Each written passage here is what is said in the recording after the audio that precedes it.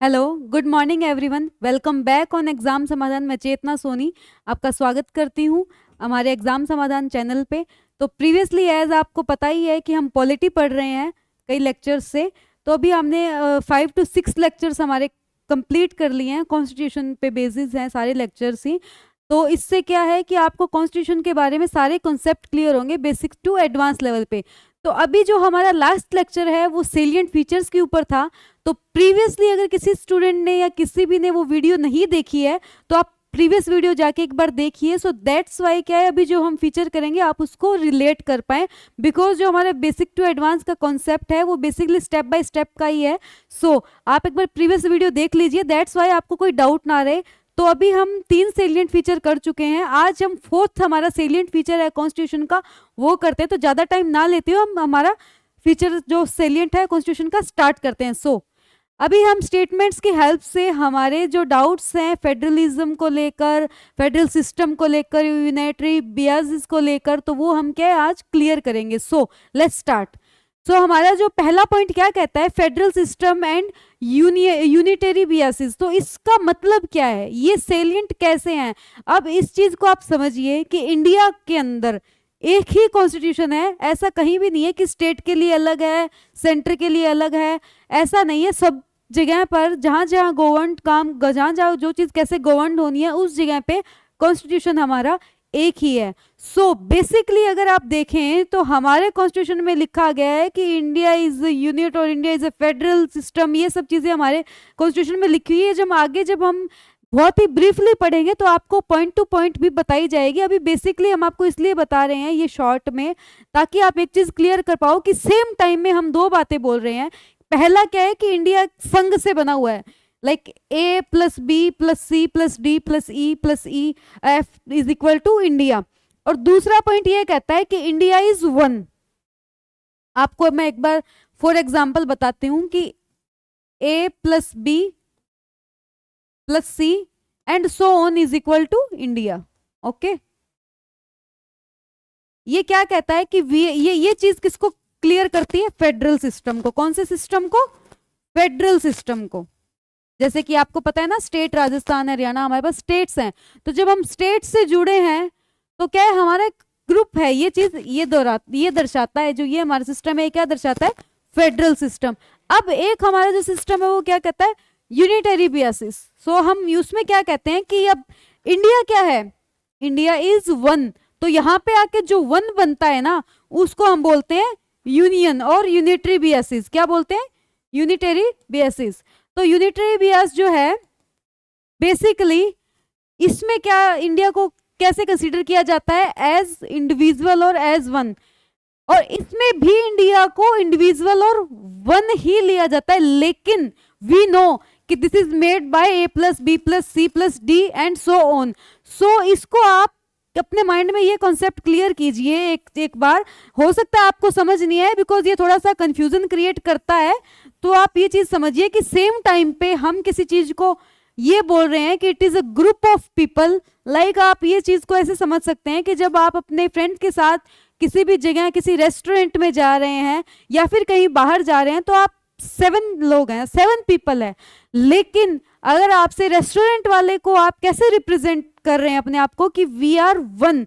सो अब मैं समझती हूँ कि शायद आपको समझ आ गया होगा, आपका कॉन्सेप्ट क्लियर हो गया होगा कि जब आप फ्रेंड्स के साथ बाहर जा रहे हैं, चाहे डिपेंड करता है आप 7 है 8 है 9 है, चाहे आप 10 पीपल भी हैं, तो आप जा रहे हैं, आप एक साथ जा रहे हैं। रेस्टोरेंट वाले का व्यू कैसा है, रेस्टोरेंट वाला समझता है कि एक पार्टी आई है, वो आपको कैसे ले रहा है, एक को। और आप है भी क्या है, आप फ्रेंड्स हैं, आप क्या है, यूनियन है, आप क्या है, फेडरल है। सो इस चीज को हम आप स्टेटमेंट से क्लियर करते हैं। Start. A unitary system is governed constitutionally as one single unit with one constitutionally created legislator। अब जो यूनिटरी सिस्टम होता है ना, जहां पे आप कंप्लीटली, चाहे आप यहाँ पे कितने हैं चाहे कुछ भी, जहां पे आप वन है ना, जहां पे आप यूनिट में जहां पे आप काम कर रहे हैं, वहां के लिए कॉन्स्टिट्यूशनल क्या होता है, कॉन्स्टिट्यूशनली जो टर्म्स होते हैं, जो लेजिस्लेटिव जो टर्म्स होते हैं वो क्या सिंगल होते हैं, एक जैसे होते हैं सबके लिए। स्टेटमेंट का ये मतलब है। बट फेडरल सिस्टम में क्या होता है, there is division of powers. यहाँ पे क्या होता है, पावर्स का डिवीजन होता है फेडरल में।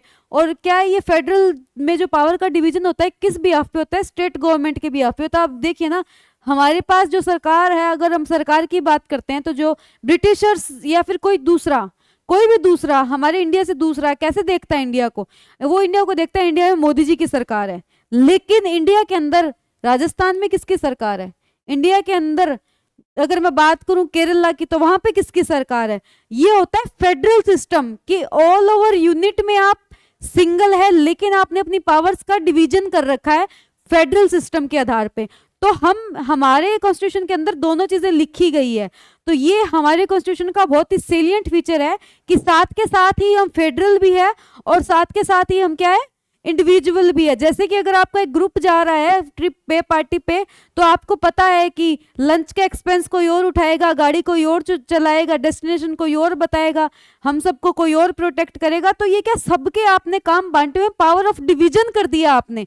समझ रहे हैं आप इस चीज को कि आप सब हैं साथ लेकिन there is a power of division. दूसरा आपको रिप्रेजेंटेटिव, जब आप अपने आप को रिप्रेजेंट कर रहे हैं तो जो देख रहा है आपको, जो आपको ऑब्जर्व कर रहा है, ऑब्जर्वर जो है वो आपको सिंगली ऑब्जर्व कर रहा है। समझ रहे हैं, जैसे इंडिया के कंटेक्स्ट में भी मैंने बताया, सब मोदी जी को जानते हैं।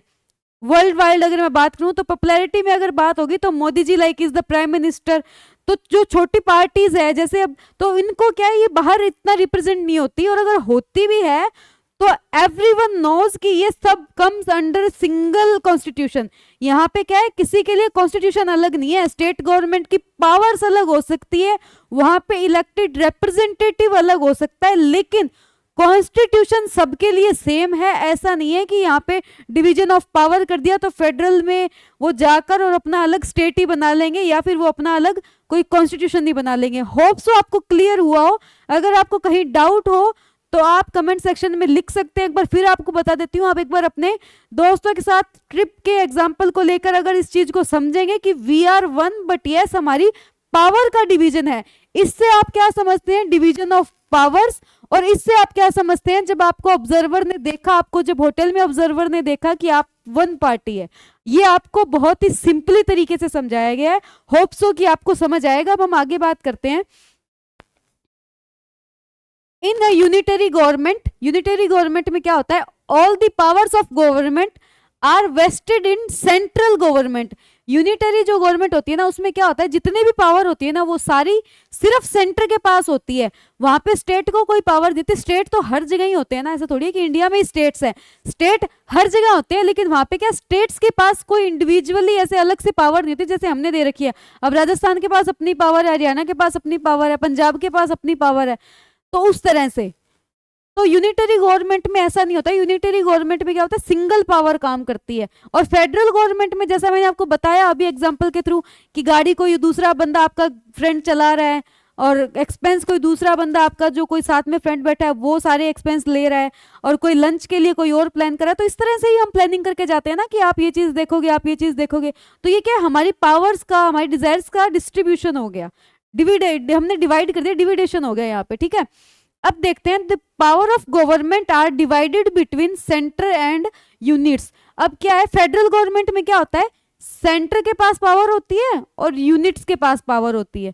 फेडरल गवर्नमेंट में ऐसे होता है, जैसा मैंने आपको अभी जस्ट एक एग्जांपल के थ्रू बताया। In unitary government all the power of government are vested in centre, whereas in federal government the power of government are divided between the centre and units. Same line है sir, सिर्फ just आपको समझाने के लिए बार बार हम repeat कर रहे हैं ताकि फेडरल और यूनिट का जो कॉन्सेप्ट है आपको क्लियर हो।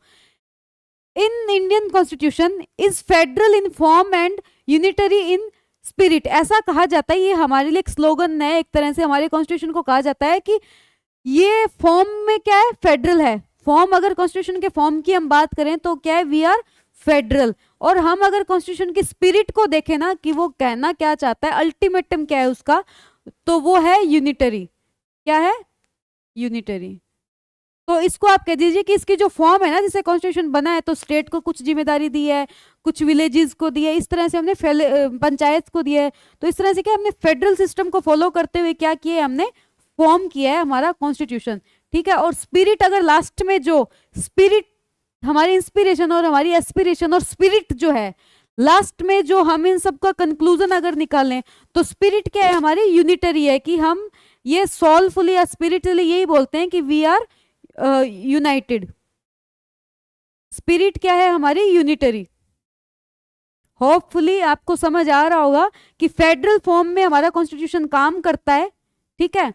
और स्पिरिचुअली ये क्या है, हमारी जो कॉन्स्टिट्यूशन की जो स्पिरिट है ना वो क्या है, यूनिटरी है।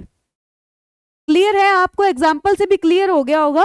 आगे हम एमसीक्यूज जब करेंगे, हम कुछ शॉर्ट क्वेश्चंस करेंगे, लॉन्ग क्वेश्चंस करेंगे, उस टाइम पे भी आपको और क्लियर होगा। और हम फेडरलिज्म का एक चैप्टर भी करेंगे, यूनियंस का चैप्टर करेंगे आगे, तो वहां भी आपको और क्लियर होगा। तो आप जुड़े रहिएगा, ताकि अगर कहीं भी आपको अगर नहीं कोई डाउट लग रहा है तो आप कमेंट बॉक्स में लिख के, फिर भी आपका क्लियर नहीं होता है तो हम आगे क्लियर करने के आपके कंप्लीट प्रयास करेंगे, ठीक है।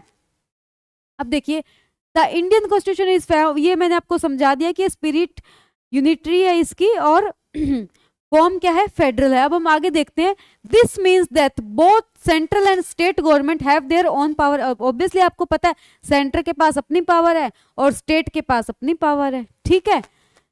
दो the state government govern the state but the central government can dismiss the state. अब आपको ये चीज आपको समझने के लिए बहुत ही अच्छा एक एग्जाम्पल है। अगर आपको अभी भी 1% भी डाउट है तो आप बहुत इजीली समझ पाएंगे कि आपको पता है स्टेट गवर्नमेंट के पास पावर है, हरियाणा के पास पावर है, वो जितना अपने बस का किराया उसको सेट करना है रोडवेज बस का, तो किस तरह से करना है वो उनके ऊपर डिपेंड है, वो उसकी टेंशन सेंटर नहीं लेता। बट यस, अगर सेंटर को लग रहा है कि अगर वो कुछ अनएथिकल कर रहा है, कुछ अनफेयर प्रैक्टिसेस कर रहा है, तो सेंटर क्या करती है, डिसमिस कर देती है स्टेट गवर्नमेंट को। आपने सुना होगा ना, इमरजेंसी या राष्ट्रपति राज, जिस तरह की चीजें आपने सुनी होगी, तो वहां पे क्या होता है, डायरेक्ट राष्ट्रपति का राज हो जाता है, ठीक है।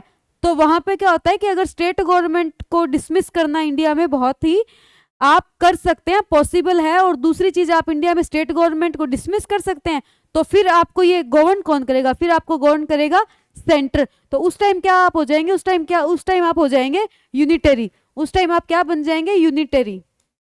तो इंडिया में ना, अगर आपको मैं क्रक्स बताऊं, बेसिकली हम एक यूनिट है, हम चाहे कितने ही फेडरल हो, हम एक यूनिट है, हम डिवाइडेड नहीं है। और अगर पावर्स की, अगर मैं पावर्स के प्रोस्पेक्टिव से देखूं तो हम डिवाइडेड है। तो दोनों चीजों का प्रॉपर ब्लेंड है इसमें हमारे कॉन्स्टिट्यूशन में मेंशन। आशा करती हूँ आपको ये सब चीजें समझ आ रही होगी, आपको कोई डाउट नहीं रहा होगा कि फेडरल कैसे हैं और यूनिटरी कैसे हैं। जैसा कि मैंने आपको बताया कि अगर a plus B plus C is equal to India, for example, एक आपको समझ आ जाए इसलिए मैं ऐसा एग्जाम्पल ले रहे हैं, a प्लस बी प्लस सी। अब ये क्या है, ये कौन सी यूनिट है, ये तो 1 ही है ना। अगर हम, ये दोनों इक्वल है, दोनों का मतलब एक ही है। यहाँ पे क्या है, ये यूनिटरी काम कर रहा है। कैसे काम कर रहा है, सेंट्रल गवर्नमेंट आप इसको मान लीजिए, आप ये मान लीजिए कि ये सेंट्रल गवर्नमेंट है, ठीक है। ठीक है, और यहाँ पे आपको इसको मान लीजिए कि ये फेडरल सिस्टम है। कौन सा सिस्टम है, फेडरल सिस्टम है। यहाँ पे क्या डिवीजन ऑफ पावर है, ये क्या स्टेट है, क्या ये स्टेट है। थोड़ा और इसको इलेबोरेट कर देती हूँ, ये स्टेट है। a प्लस बी प्लस सी, इन तीनों की पावर क्या है, अलग अलग है। लेकिन ये जब चाहे ना, तब इन तीनों को क्या है, इसको b और c को हटा के और इन दोनों को मिला के d बना सकता है। दोनों इक्वल ही है। b प्लस c को अगर वो चाहे तो वो क्या कर सकता है, d बना सकता है। वो क्या इनको ऐड कर सकता है। कभी भी अगर कहीं भी कंफ्यूजन या कोई प्रॉब्लम आती है तो वो क्या डिसमिस कर सकता है स्टेट को, और वो क्या अपने आप अपने यहाँ पे उन चीजों को इन्वॉल्व कर सकता है, इंक्लूड कर सकता है। जैसा कि आपको मैंने बताया कि स्टेट गवर्नमेंट को डिसमिस कर सकते हैं हम, क्या कर सकते हैं, स्टेट गवर्नमेंट को हमारे कॉन्स्टिट्यूशन के अकॉर्डिंग कर सकते हैं, डिसमिस कर सकते हैं। और वहां पे क्या हो जाता है, आपने कई बार सुना होगा ना कि यहाँ पे राष्ट्रपति राज आ गया। जैसे हमारी यूनियन टेरिटरी होती है तो वहां पे कौन है, वहां पे अभी क्या है ना, सेंट्रल गवर्नमेंट का होता है सारा सिस्टम। क्या होता है, सेंट्रल गवर्नमेंट उसको गवर्न करती है।